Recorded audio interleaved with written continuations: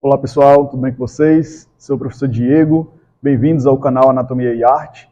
Hoje teremos uma aula prática sobre diencéfalo, tá? Então vamos continuar com a nossa playlist de sistema nervoso. E o diencéfalo, juntamente com o nosso telencéfalo, compõe o cérebro, tá? Então hoje a gente vai abordar aqui toda a importância desse órgão, os aspectos anatômicos e funcionais do diencéfalo.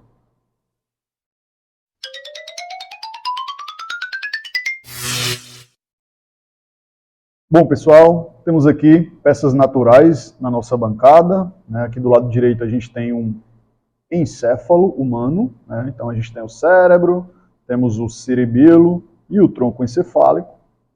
E nessa outra peça, à nossa esquerda, nós temos um hemiencéfalo, né? Ou seja, um encéfalo seccionado no nosso plano sagital mediano.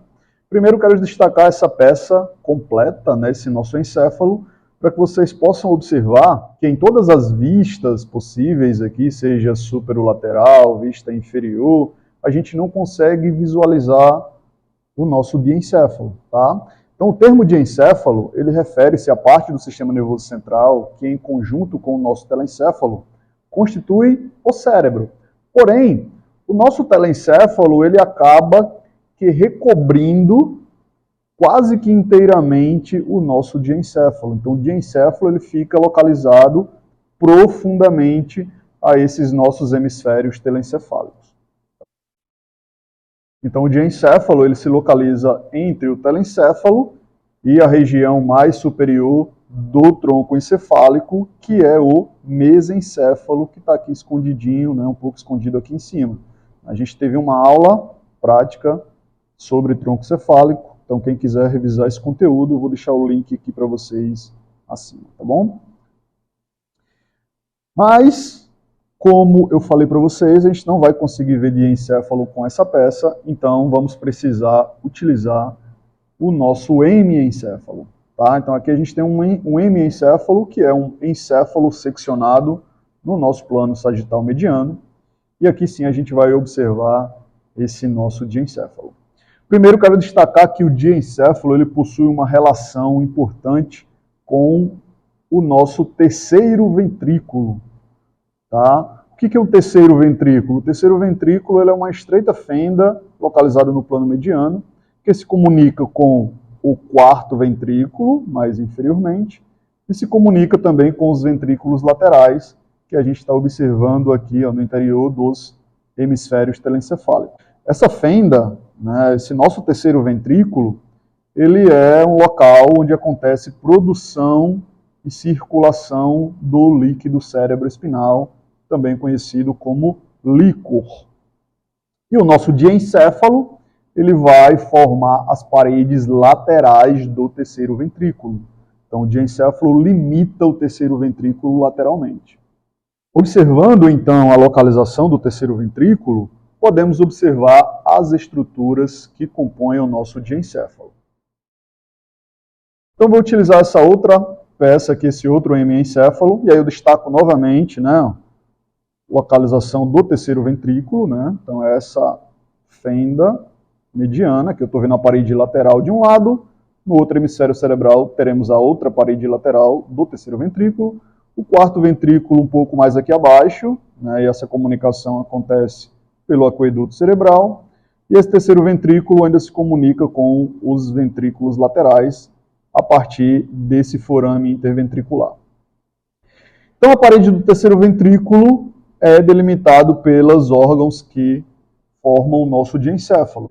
O nosso diencéfalo ele vai possuir uma divisão anatômica, que é o tálamo, o hipotálamo, o epitálamo e o subtálamo.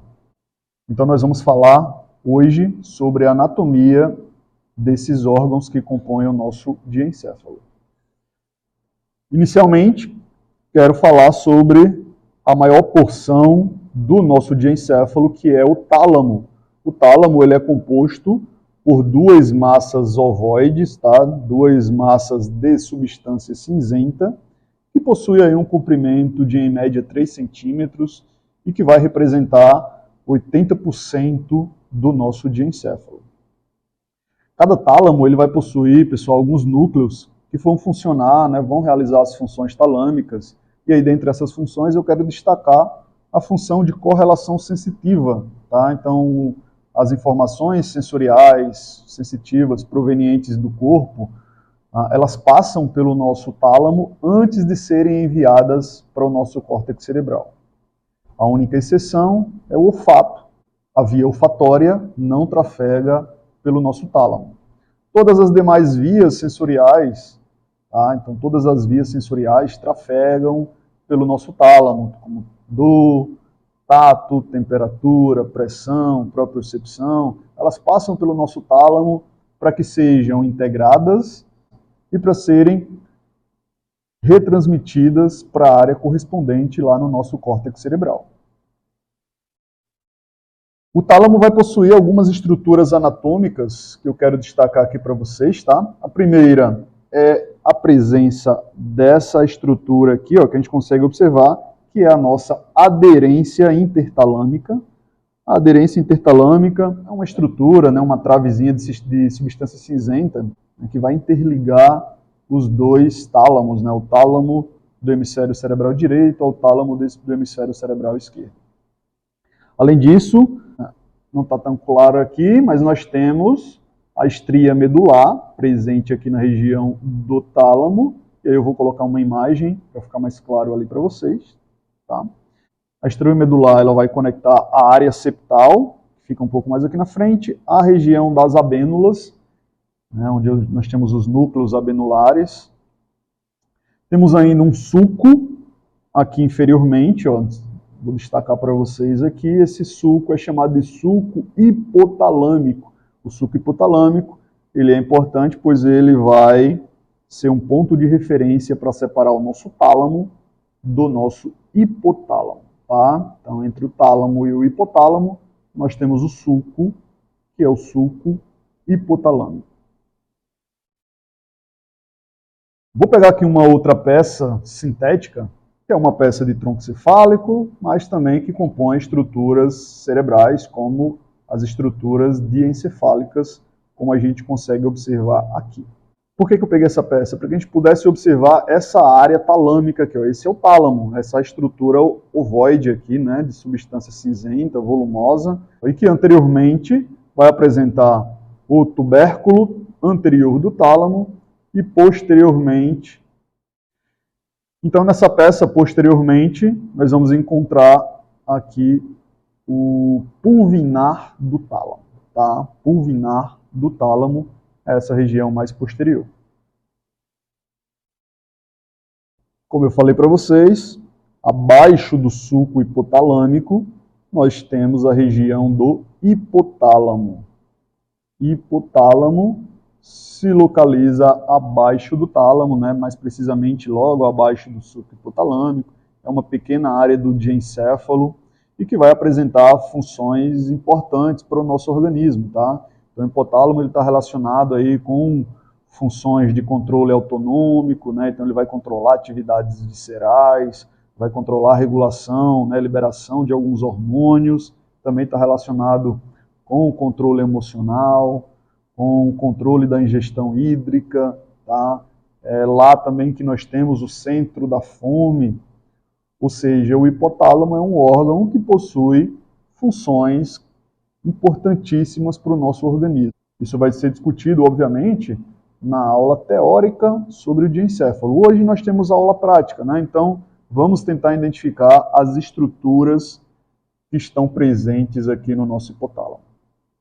E a primeira parte que eu quero destacar para vocês é o quiasma óptico. Então, o quiasma óptico é o local de cruzamento da via óptica. Tá?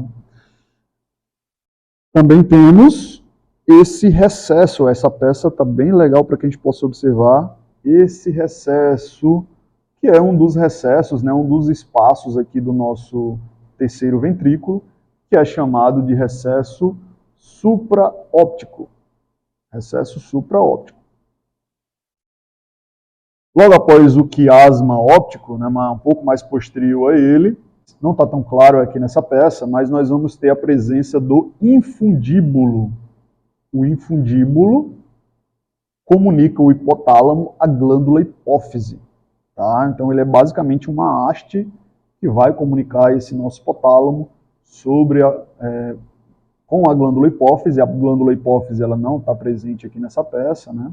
Então, normalmente, nas dissecações de rotina, a glândula hipófise ela acaba se perdendo durante a dissecação, tá bom? Mas essa comunicação que é realizada entre o hipotálamo e a nossa hipófise a partir do infundíbulo, ela é de extrema importância, pois é a partir daí que o nosso hipotálamo ele vai realizar funções de controle sobre a nossa glândula hipófise. Vou pegar uma outra peça anatômica, e nessa peça aqui, ó, está um pouco mais claro as estruturas do hipotálamo, tá? Então aqui a gente tem mais uma vez quiasma óptico, e posterior aqui, ó, o infundíbulo está um pouco mais preservado aqui nessa peça. Além disso, né, um pouco acima do infundíbulo, a gente tem o tuber cinéreo. O tuber cinéreo é uma região de substância cinzenta, que se localiza logo acima do infundíbulo. E um pouco mais posterior, nós encontramos aqui o nosso corpo mamilar. O corpo mamilar é uma estrutura de integração com o sistema límbico, então vai se conectar lá com o fórnix, também conhecido como fórnice, que é uma estrutura que compõe o sistema límbico e nós iremos abordar em uma outra aula. No interior do hipotálamo, nós também teremos vários núcleos hipotalâmicos, né, que são responsáveis por exercer as funções hipotalâmicas que eu citei no início da aula. Tá? Isso tudo também será abordado em uma aula teórica sobre hipotálamo aqui do canal. Localizado na região mais posterior do diencéfalo, temos ainda o epitálamo. O epitálamo ele é ocupado pela glândula pineal. Então, interessante entender que essa glândula produz a melatonina, que é um hormônio que está relacionado com a indução do sono. Ou seja, a glândula pineal, assim como o epitálamo, né, possui um papel importante na regulação do nosso ciclo circadiano. Temos ainda a comissura posterior. A comissura posterior integra parte dos reflexos visuais. Temos a comissura das abênulas, um pouco mais superior aqui, ó, né? Na verdade é um pouco superior à comissura posterior. E temos ainda o trígono das abênulas, tá? Então, para observar essas estruturas que eu acabei de citar, vou pegar novamente essa peça aqui anatômica, né? Onde nós temos o tálamo, aqui um pouco mais superior, como eu já mostrei, e aqui a gente tem o epitálamo com a nossa glândula pineal, pessoal. Essa aqui, ó, é a nossa glândula pineal que está sendo fixada, né, através da comissura das abênulas aqui, ó, posteriormente. E aqui a gente ainda observa as estrias medulares que eu citei para vocês, né? Aqui eu tenho estria medular, tá? Nessa área aqui, ó, essa área mais triangular, é que eu chamo de triângulo das abênulas. Então é lá que ficam os núcleos abenulares, que são áreas importantes aí para o nosso sistema límbico. E temos ainda, na região de transição entre o nosso mesencéfalo, que é a porção mais cranial do tronco cefálico, e o nosso diencéfalo, tá? Nessa região de transição, a gente tem a presença do subtálamo. Tá? Então, o subtálamo ele é uma região de transição que que é composta basicamente pelos núcleos subtalâmicos. Tá? Então, o subtálamo ele não é visível nesse corte sagital. A gente não consegue observar o subtálamo aqui. Porém, em um corte sagital, a gente consegue observar os núcleos subtalâmicos. Tá? Os núcleos subtalâmicos eles são importantíssimos, pois contribuem para o controle da motricidade. Lesão nos núcleos subtalâmicos pode ocasionar sintomas conhecidos como hemibalismo, em caso de lesão unilateral, ou balismo, em caso de lesão bilateral. Alguns anatomistas ainda acrescentam uma quinta divisão para o diencéfalo, tá?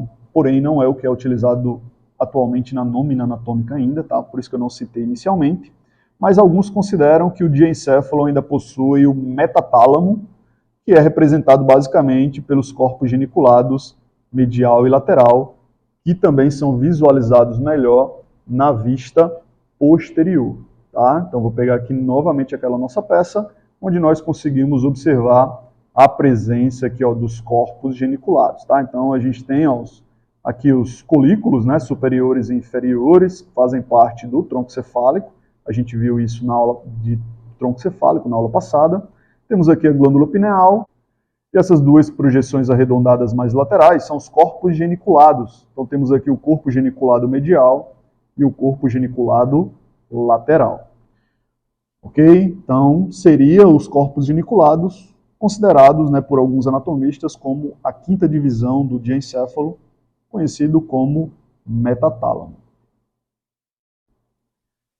Então, pessoal, observamos hoje, né, a anatomia do nosso diencéfalo. Então, lembrando que o diencéfalo é uma estrutura que, embora pequena em relação ao telencéfalo, realiza funções importantes. O tálamo está relacionado com a integração de funções sensoriais, mas por ele também vai passar vias motoras, tá?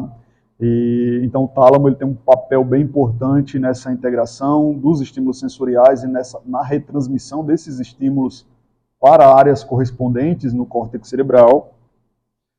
Temos ainda o hipotálamo, né, que possui controle autonômico, vai regular várias funções autonômicas, temperatura corporal, frequência cardíaca, além de controlar funções hormonais, né, funções endócrinas.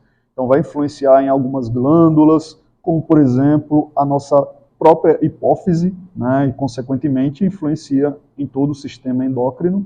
Também está relacionado com emoções e comportamentos, né, então está relacionado com o impacto na expressão emocional, no comportamento alimentar. Já o epitálamo está relacionado com o controle do ritmo circadiano, né, pois a função da glândula pineal é de liberar a melatonina, que é um hormônio que está relacionado com a regulação do nosso sono. Tá bom? Além disso, né, por último, o subtálamo está relacionado com o controle de motricidade. Por isso que lesões no subtálamo trazem alterações motoras, como é o caso do hemibalismo.